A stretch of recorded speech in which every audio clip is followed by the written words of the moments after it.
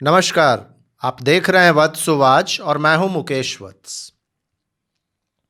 Friends, बहुत सारे प्रश्न गौतम अदानी जी के भविष्य के संबंध में पूछा गया है और बैकग्राउंड में वही इंसिडेंट है जब यूनाइटेड स्टेट्स ऑफ अमेरिका में उनके ऊपर कोई केस किया गया है वहां की अदालत में। तो आज के इस वीडियो में हम गौतम अदानी जी की कुंडली, एक प्रश्न कुंडली और एक जमाकुल चार्ट के माध्यम से ये देखने का प्रयास करेंगे कि गौतम अदानी जी का भविष्य किस तरीके का है और क्या उनके शेयर होल्डर्स को या फिर भारतीय उद्योग जगत को इस घटना से डरने की आवश्यकता है। बहुत ज़्यादा एस्ट्रोलॉजिकल डिटेल्स में नहीं जाऊंगा, इसलिए एक छोटा सा वीडियो होगा, लेकिन वीडियो महत्वपूर्ण है, इसको अंतिम तक अवश्य देखिएगा।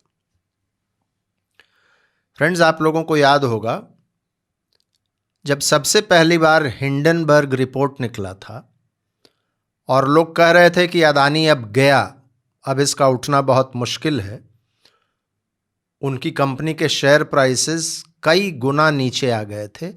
उस समय मैंने एक वीडियो बनाया था, उसमें मैंने गौतम अदानी जी की कुंडली जो 1962 का है उसका बहुत डिटेल में एनालिसिस किया था और मैंने अपने कंक्लूजन्स दिए थे। मैंने कहा था कि सिर्फ कुछ ही महीनों में गौतम अदानी फिर से बाउंस बैक करेंगे और फिर से वो अपनी स्थिति में वापस आ जाएंगे। और आप देखिए, पिछले लगभग 1.5 वर्षों में यही हुआ है। गौतम अदानी जी फिर से अपने स्टेटस को पुनः प्राप्त कर चुके थे और सभी चीजें ठीक चल रही थी। लेकिन आप लोगों ने यदि वो पिछला वीडियो देखा है तो उसमें मैंने गौतम अदानी जी के एक कॉम्बिनेशन के विषय में बहुत ज़्यादा चर्चा की थी और वो था, मैं कुंडली भी आप लोगों के स्क्रीन पर दिखा रहा हूं, 3rd हाउस में राहु एवं शुक्र का साथ में बैठना।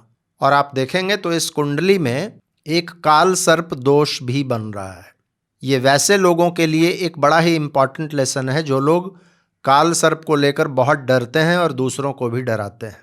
काल सर्प दोष कभी कभी व्यक्ति को बहुत ऊंचे तक भी पहुंचाता है और इस केस में आप देखिए, एक प्राइम एग्जाम्पल हैं गौतम अदानी जी।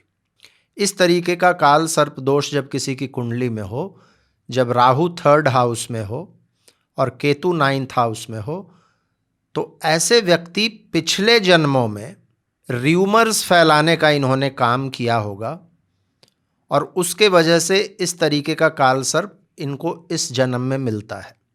किस घर में राहु होते हैं तो किस तरीके का काल सर्प दोष बनता है, पिछले जन्मों के कर्म क्या होते हैं और इस जन्म में क्या क्या परेशानियां होंगी, इससे संबंधित मैं आप लोगों को एक अलग से वीडियो दूंगा। अभी आप यही समझ लीजिए कि पिछले जन्मों का र्यूमर फैलाने का इनका कोई दोष रहा है जो इस जन्म में इनको परेशान करेगा और इनके विरुद्ध भी र्यूमर्स फैलाए जाएंगे। मैंने पिछले वीडियो में यह भी कहा था कि राहु और वीनस जब साथ में होते हैं तो व्यक्ति पर वीनस यानी कि फाइनेंस से संबंधित लांछन इस जीवन में लगते हैं और राहु चूंकि होता है इसलिए विदेशों में इसका डर ज़्यादा होता है। राहु और वीनस जब साथ में आते हैं तो व्यक्ति को इस जीवन में महिलाओं से भी एक सम्मानित दूरी बनाकर रखनी चाहिए। अभी फिलहाल ये परेशानी उनको क्यों आई है, अभी आप देखिएगा ट्रांजिट के हिसाब से तो 7.5 का मुख्य दौर चल रहा है। बिल्कुल उनके चंद्रमा और गुरु के ऊपर से शनि का ट्रांजिट हो रहा है। फरवरी महीने में उनके चंद्रमा की जितनी डिग्री है उतनी ही डिग्री पर शनि पहुंच जाएंगे। अभी जब ये लांछन इन पर लगा है उस समय में आप देखिएगा तो शनि बिल्कुल उनके गुरु के डिग्री के बराबर है। लग्न में देखिएगा तो जुपिटर अभी ट्रांजिट में है जो कि वक्री हैं और गौतम अदानी जी की कुंडली में स्थित शनि एवं केतु के साथ गुरु का संबंध बन रहा है। यदि प्रश्न कुंडली आप देखेंगे तो प्रश्न कुंडली 21 नवंबर का है, रात के 8:27 पर पूछा गया प्रश्न है, चेन्नई से पूछा गया प्रश्न है। इस प्रश्न में देखिएगा तो थोड़ी दिक्कत दिखती है। चंद्रमा आश्लेषा नक्षत्र में है और नक्षत्र राइजिंग आर्द्रा है। ये दिखाता है कि परेशानियां हैं। चंद्रमा के तीनों अवस्थाओं को देखिएगा तो ये भी इंडिकेट करता है कि गौतम अदानी जी के लिए समय अभी बहुत अच्छा नहीं है। जुपिटर के होरा में प्रश्न पूछा गया है। जुपिटर के होरा में जब प्रश्न पूछा जाए तो वैसे तो ये अच्छा होता है, लेकिन जुपिटर के होरा के जिस भाग में प्रश्न पूछा गया है वो मेंटल वरीज को दिखाता है और फाइनेंशियल लॉसेस को दिखाता है। ये बताता है कि मेंटल वरीज अभी बहुत होंगे, गौतम अदानी जी अभी चिंतित होंगे। और आप देखिए तो अश्लेषा नक्षत्र में चंद्रमा स्पष्ट दिखता है कि ये परेशान करने के लिए किया गया है। पिछले बार भी जब हिंडनबर्ग रिपोर्ट आया था उस समय में गौतम अदानी शायद कोई फाइनेंशियल मार्केट से पैसा उठाने वाले थे, उनको अपना राइट्स इश्यू वापस लेना पड़ा था। इस बार उन लोगों ने देखा कि भारत में कोई प्रतिक्रिया नहीं हो रही है, तो इस बार उन लोगों ने इन पर विदेशों में केस किया है और परिणाम वही, विदेशों में ये पैसा उठाने वाले थे, पैसा नहीं उठा पा रहे हैं। तो जुपिटर का होरा बिल्कुल ठीक बता रहा है। जमकुल चार्ट में भी टेंशन्स दिखते हैं। जमकुल चार्ट में फाइनेंसेस के हाउस में राहु एवं मंगल का संबंध बन रहा है। जुपिटर 12th हाउस में नीच के हो जा रहे हैं। 8वें भाव में केतु एवं शनि का संबंध बन रहा है। चंद्रमा जाम प्लैनेट में भी और ट्रांजिट में भी अपनी राशि में है, ये ठीक है। 5वें हाउस में राहु है जाम प्लैनेट में, ये बता रहा है कि विदेशों से षड्यंत्र इनके खिलाफ होगा। सबसे अच्छी बात है कि 7th हाउस में कविप्पू है। सवाल है कि क्या इनके दुश्मन सफल हो पाएंगे। 7th हाउस बिजनेस का भी होता है, 7th हाउस प्रतिद्वंदियों का भी होता है। नो डाउट इनके बिजनेस पर अभी एक टेम्पररी परेशानी आई है, उससे ये कुछ प्रभावित होंगे, बहुत ज़्यादा प्रभावित नहीं होंगे।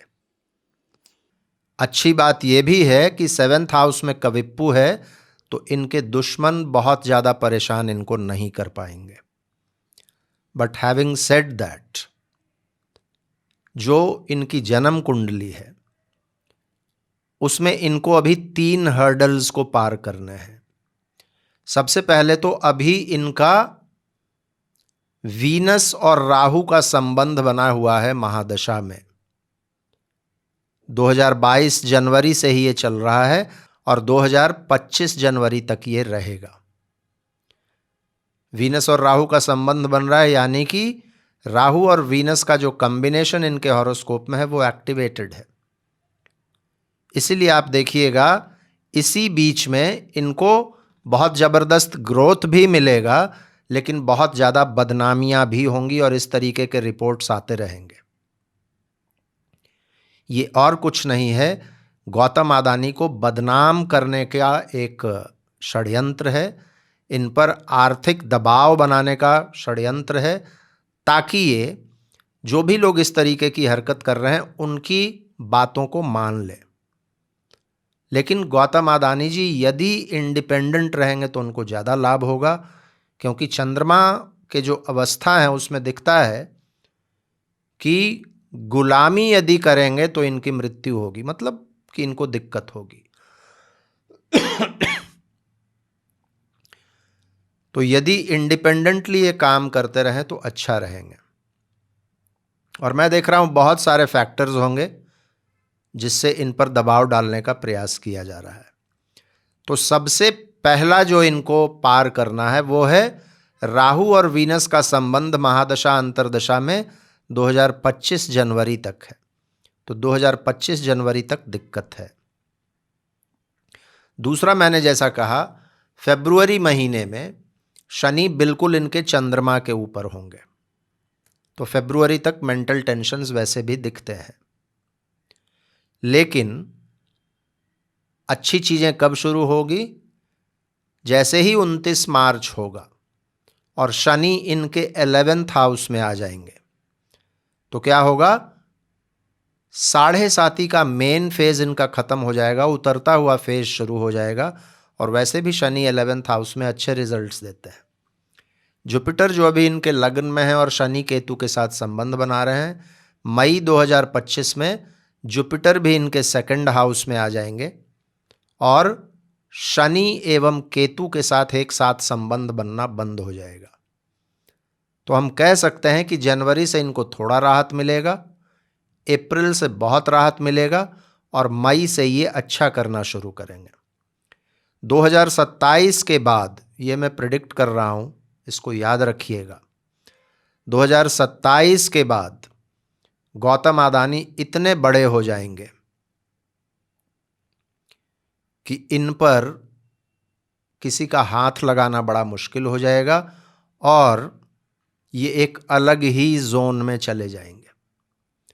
तो जो उनके शेयर होल्डर्स हैं, यदि उनके पास पेशेंस है तो ये थोड़ा उतार चढ़ाव का माहौल है, बने रहिए।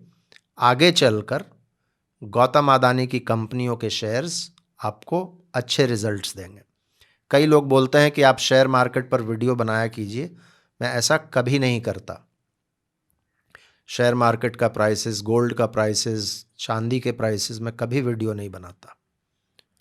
लेकिन ये स्पेसिफिक क्वेश्चन पूछा गया था और मुझे लगा कि बहुत सारे लोग पैनिक में हैं, तो मैंने ये वीडियो बनाया है।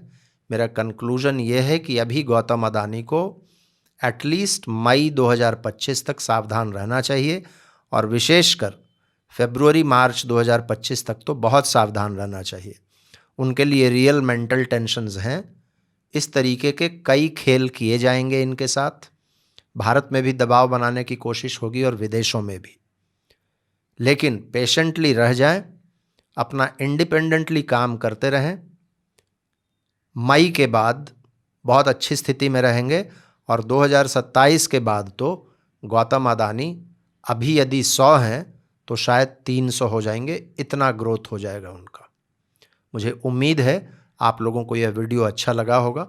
वीडियो यदि अच्छा लगा हो तो इसको अवश्य लाइक कीजिएगा और भी मित्रों के साथ शेयर कीजिएगा। अपना प्यार, अपना आशीर्वाद इसी तरीके से मुझ पर बनाए रखिएगा। आज मैं अपनी वाणी को यहीं विराम देता हूँ। फिर से मुलाकात होगी अगले किसी वीडियो में किसी और विषय के साथ। तब तक के लिए बहुत बहुत धन्यवाद। हर हर महादेव। भारत माता की जय।